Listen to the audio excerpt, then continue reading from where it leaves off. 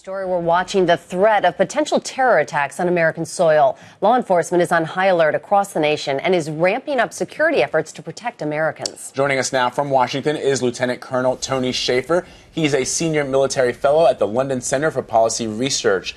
Colonel, thanks for being with us. Thank you for having me. Good to be on. Colonel, you've had years of experience as an intelligence officer. Where do you think the biggest threat leading up to the 4th of July is? Oh, that's a big question. Well, we saw yesterday what happened with an overreaction at the Navy Yard. I think everybody has to be concerned about individuals taking this their ISIS essentially recruitment seriously and doing something.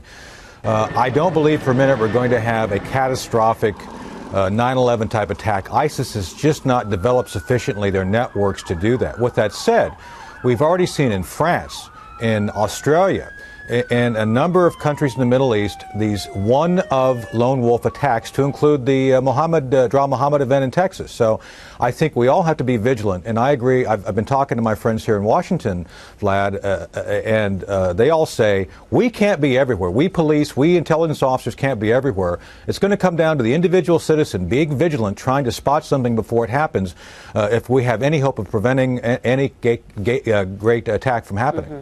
We keep hearing, if you see something, say something. Right. So, Colonel, there have been about a dozen ISIS-related arrests in the United States so far. How likely is a lone wolf attack? Meg, it's very likely. Again, we had the lone wolf attack in Texas. James Comey, FBI director, has been very out front on this. He has said that any given day they're tracking about 100 individuals. Right now, Meg, they've probably locked up about half those folks on minor charges just to make sure that they cannot do something. And the concern is this. In the past, Al-Qaeda, it took some time for individuals who they were watching in Al-Qaeda to become essentially violent. That flash to bang, the time that takes from them to be kind of seduced to action, has been greatly reduced. I think it's because ISIS is seen as a strong horse. They're making gains, and I think the more psychologically ISIS has an edge globally, the more likely you see individual lone wolves to act here locally. And Colonel, I'm just curious. Sure.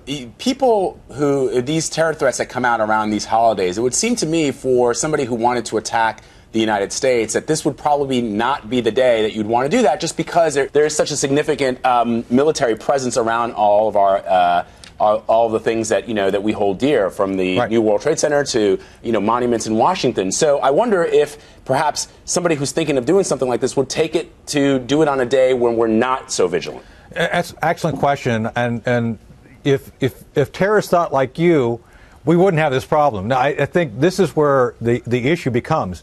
These folks, when they decide to act, no, they're dead. It's like a suicide mission, and what better than to go right into the strength to die? And that's what we're talking about. Secondly, symbology. Let's remember that we're a year into the declared war of ISIS against us, since the al-Baghdadi declared war. So, and of course, the 4th of July. So they really do seek to hit us on events of significance regarding dates. So I think, as much as you and I would think logically through this, if we were doing it, they don't think in the terms we do. Colonel, what's the single most important thing that security forces need to do to keep Americans safe this weekend? Good question. Don't overreact. I think as you ran the B-roll on the attack yesterday. Look, we saw a street full of cars. If I were ISIS, I watched that. I learned a lot about how to basically do something over here and then do something completely across town somewhere else. So we have to not overreact. We have to be able to discern rapidly what's real, what's not, and then, for goodness sake, listen to what citizens say when they observe something, because, again, you and I, citizens on the street, are going to be the best early warning against these sorts of attacks at this point in time. Absolutely. Lieutenant Colonel Tony Shaffer in Washington for us. Thank you. Thank you for having me.